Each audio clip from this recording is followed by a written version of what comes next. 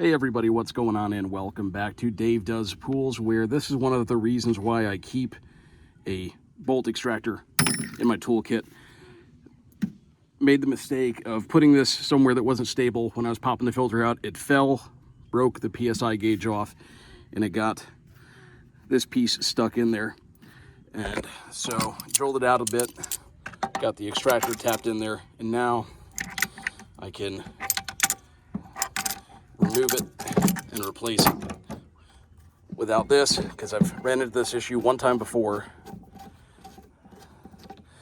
and it's really hard to either get a screwdriver in there and twist it out because the plastic's so soft, or get pliers on it when it breaks kind of flush with that, but didn't damage any of the threads in there.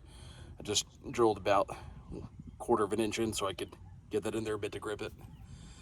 And now I'm just going to go pick one up, add one of my suppliers, replace it, and get it all back together for the customer. But glad I bought that. I forget what I spent on it, but the second time I've had to use it, and it saved me from a long time of trying to get that out with freaking pliers or screwdrivers and shit. In any case, thanks for watching, guys. We'll see you next time.